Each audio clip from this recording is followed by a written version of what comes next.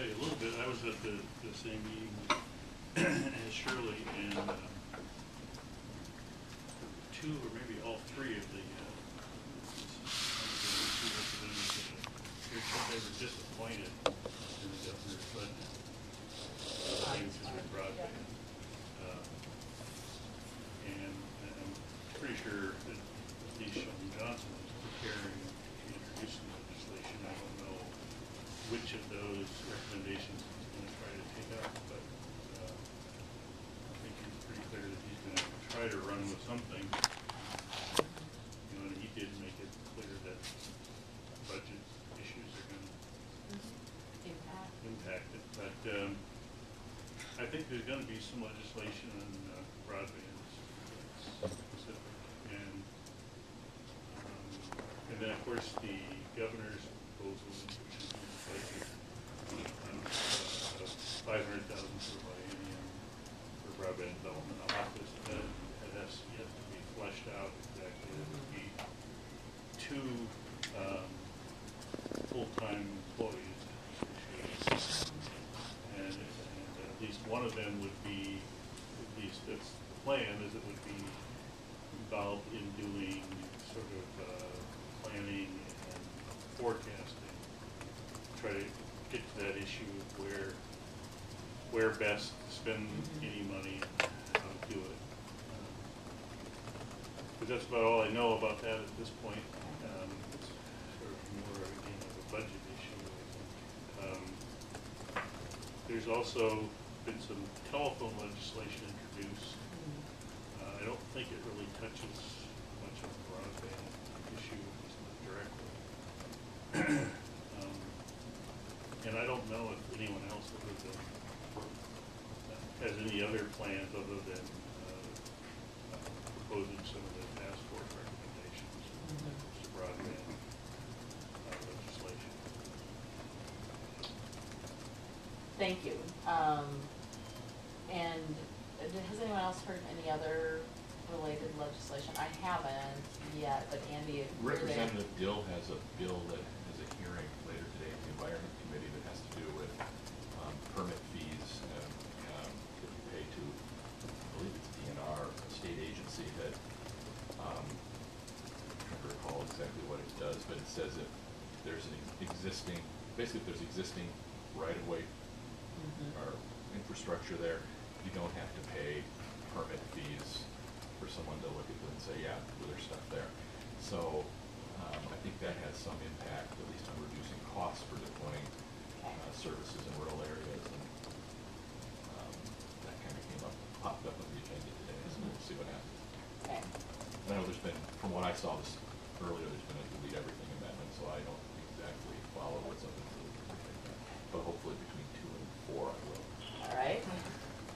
And I think this gets to, I mean, I know that Dick, you had a call, and I mean, there will be a need for us to say something in support of these things, but so far we don't really have the sort of legislation out there that we need to rally around. I mean, it's much better if there were a bill or something, or a set of bills that we could say as a task force, as, you know, individuals encouraging different people to do something about it.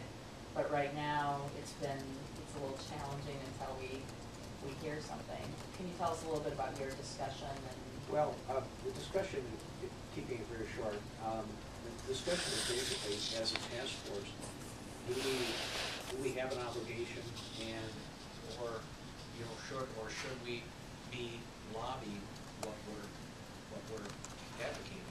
And I mean, we can come up and act like professors and have a great theory and do nothing about it, or we could go out and try to lobby the governor's office on this, or you know, how far do we want to go with this? Because I mean, we do serve at the pleasure of the governor, and we don't want to have him say, well, this is my plan, and then we step up as another organization and say, oh, by the way, we think we should be doing X, Y, and Z, and the governor has already said to us, no. You know, if you can't get something from mom, you go see dad, right? So we were talking about that, and we we never talked about that before, so we thought that's something that we should get a sense of the whole group as to, you know, how vocal can we be or should we be on things like advocacy?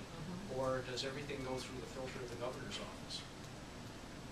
Well, I think there's been no indication that the governor's office feels like, I don't think, what I should say is, we produced a report, it has a set of recommendations in it. I think we stand by those recommendations, and just because they weren't all necessarily included in the governor's budget doesn't mean that we back away from our recommendations. And so, I think the way to handle that maybe is if there are specific bills introduced though, that we would say something about specific pieces of legislation. We wouldn't just go out broadly and say, you know, ignore that, do what we want. Right. But I think that if members of the House or Senate feel like it's important what was said in the task force report, and they actually introduce legislation on it, I think we can feel free as individual members to contact those members with support and to also say something. And I suspect that what's going to happen is that if individual legislation gets introduced, that there may be a request for me or someone to come and say something about it. And obviously we would let Will in the governor's office know if that were the case, and that we were prepared to do that, and then see if there was any additional feedback. But I do think that we stand by our report, and so if we stand by our report, it means that we would be willing to say something in support of the items in the report if they were introduced. I'm just curious if, for example, one of our recommendations was a sales tax exemption for outside plant. Yeah. So if Andy's organization and both CenturyLink and also the Minnesota Telephone Association and Minnesota Cable Association go in, or let's say the Telephone Association and Cable Association, we talk to them and we convince them of the merits of that. They then go to the legislature and have a bill written outside of the governor's office. I mean, that's sort of, you know, going around. That happens all the time, though. I know, but I mean, are we? I want to be careful that we don't end up overstepping our bounds and having it come back to affect the whole, you know, credibility of the group or even the function of the group. I think we should talk about that further, but I don't Okay. really see it as a. So, I think we stand by our report, and that's what I think we go back to. And so if there's elements of the report that are introduced as pieces of legislation, we stand by that they are valid public policy ideas, and I don't think anyone's going to get upset about that. I think there's Gary. Madam Chair, Yeah. I know that, perhaps you have seen it, I know that Senator Schmidt is authoring a relatively comprehensive bill that will include a number of the task force recommendations. I haven't been in Minnesota for a couple of weeks. I'm assuming that hasn't been introduced yet. We haven't seen it yet, and he may be working with Representative Johnson on that piece of legislation, is my guess. So, Okay. so I think that, you know, that is something that, you know, we would definitely be interested in supporting. I mean, first and foremost, we want to make sure that what the governor's recommended is funded and passed, and I think that sounds like there's a lot of support for that small piece of that, but there might be support more broadly for the recommendations, so that's what we want to watch for. Then, Yeah, I would assume that the senator's bill would certainly include the governor's recommendation. then sort of as an adjunct to that, in the governor's recommendations, he is recommending to remove the sales tax exemption for central office equipment for provision. That sort of goes against what we've been talking about of expanding it. So, are we outside of our boundaries if Andy and I go and our associations go and lobby against that? You're not outside your, I mean, you have to still be able to represent your own interests at the Capitol, and I see no, I mean, I think it would be a little bit, I mean, you could say by way of information, the broadband task force, which I also serve on, had recommended the opposite direction on this proposal, and so, you know, I just think you can't be, we are serving as volunteers, we do serve at the pleasure of the governor, but we're serving as volunteers here, and so you have to be able to represent what your interest is. I mean, if it were in, I think if your interests were in conflict to what the task force has adopted as its recommendations, that would be maybe a different story, but you're not. We're just saying that, you know, we wanna go beyond with what the governor's recommendation was. So. I don't know, anyone have any other advice on that?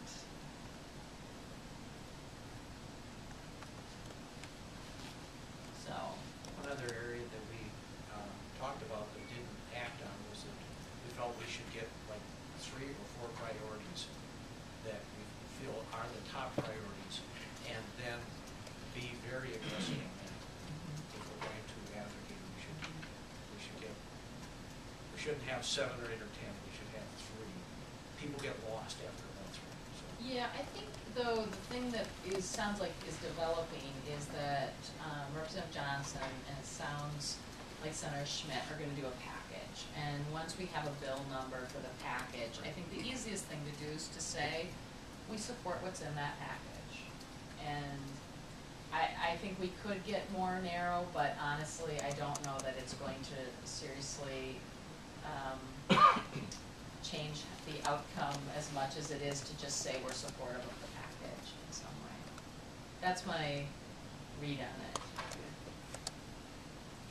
I think if they were maybe larger budgeted items, maybe we would have to do that, but we're talking about fairly limited in scope things.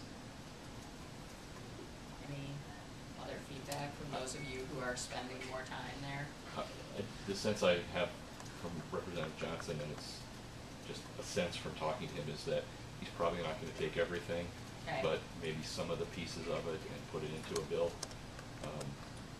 He's trying to figure out what has the biggest impact and what generates the best return on that investment. So he may be doing that already with some help from the nonpartisan research and other things that he has at his disposal that would help him do some research on that.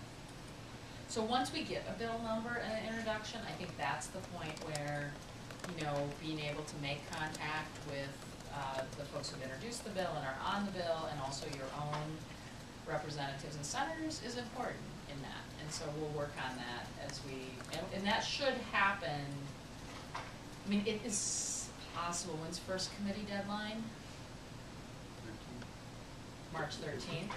So it's possible that something would not be introduced by March 5th, but I think we'll have a bill by March 5th introduced that then we can maybe even do a little bit of that during lunch hour on the 5th or something. We're going to have a day of the legislature then? Yeah. Have a little writing campaign right there or something. But I think these are good questions to be thinking about, and I do think it's appropriate. I mean, I have never chaired one of these before, and there's always the question about, you know, what's appropriate and what's not appropriate. But I think it's very clear that people cannot be restricted from representing their own interests, even though they're serving in a volunteer capacity on something. So I just want to make sure that we don't, you know, go down a path that we're going to regret. Yeah. And, you know, get ourselves in trouble and not even realize that we're personally or as a small group, you know, I mean, the best practices committee can say, well, we're going to go to the legislature and kick butt. Yeah. And then find out, oh, we're not supposed to be doing that. Yeah. Because we're a quorum or we're something, you know, so. Yeah. Any good ideas we get, we're going to run by it. Okay. But I Great. Litmus test over here. But I think Dick raises an interesting point where the governor's recommendation in the budget Yeah, works to eliminate the against. COE is inconsistent with the direction of this task Right. force. It's really the one incentive that the state of Minnesota has in place for providers or anyone who's building any type of infrastructure to kind of stretch their capital budget. And the question is, what's the appropriate role for this task force in commenting on that to the chairs of the tax committees when this I think the recommendations are introduced. I think they were in. I haven't read the whole tax bill yet, but there was a big, Yeah, big the tax bill governor's bill introduced was yesterday. introduced. So I think that's a question that we might have to struggle with in future, I'll try to in the get some March meeting. clarity on that. Because I think in talking with folks, the governor's office is interested in more information on that. I think that was kind of created, decisions were made over here without thinking about the repercussions over here. And I think it may Okay. be important for us to weigh in. That's helpful. All right. I have a federal Yes. update, if I could. Yeah, a federal Um, update, yes. Last week, Senators Franken and Klobuchar signed a joint letter to the FCC encouraging the FCC to spend the CAF money. Yes. And it was a great letter. Do you have a copy of that? In Would my you like- office. Would you I have have it. an electronic version? I can forward you an It's on electronic Franken's version. website. But it encourages the FCC, it basically says, you've made the decision to spend the money, now get the money out the door. They're sitting on about $175 million. And So this is one where maybe there's a question, maybe we should, as a broadband task force, encourage a similar letter that people could sign on to and send as well. I don't know what people think of that. We could circulate something on that front. I think that would be a nice, Sure. a nice way to support Senator Yes. Franken and Senator Klobuchar and what they're doing. Yeah. The flip side is that the money goes, CAF phase one money goes to the incumbent large price cap carriers. So there is some disagreement with the money going to them from non-incumbent price cap carriers or the competitors. WISPs have been vocal against it. CLECs, cable companies are not Maybe we'll have necessarily public comment by in Mr. favor. Mark by So the end of this then. Oh, I don't know. I'm just pointing that out. No, I realize that, but the money is sitting there, and so, I mean, it's kind of a question like, I think those are the rules that are being kind of fought over in Right. subsequent rounds, how Right, that, right, who has who's access to it. included. And, I think our position, or my company's position would be kind of what you stated. The money's there, you've made a commitment to spend it. Don't let it just sit there and not doing anything to help people. And this is the unclaimed amount from the first Phase 300, and Yes. then there is. Phase one, part one. Part one. Well, there's also then, Phase because one, they part don't two. have part, well, it's 300 million again for 2013, Right. right? Yep. So yeah, I mean, I think that what I would look to do here is we'll do a draft and circulate it, and then if there are any comments of people not wanting the task force to do it, then we'll bring it back to the March 5th meeting for some further discussion.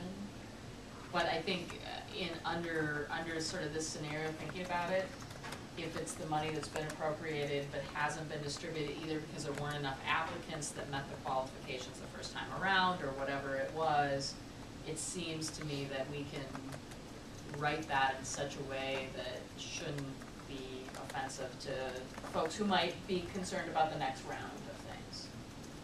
Does that make some sense? And I think that's what Senators Franken and Klobuchar did in Okay. their letter.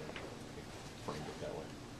So look for that next week, and we'll get that out, and then I mean, if you'd all like to add your names to it, I am totally open to that. If you want me to put my name on it, I'm happy to do that too. So whichever way makes it work best.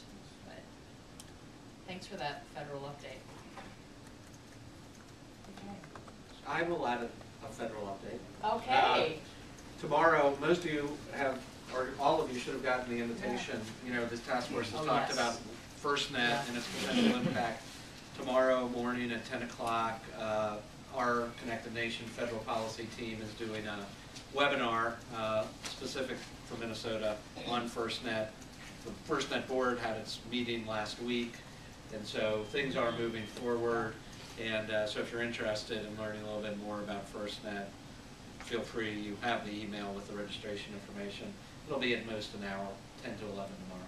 And I was, to dovetail on that, when I was in DC, I was in DC for a couple of different reasons, and one was national fly-in with an organization called CompTIA, which is an IT-focused organization.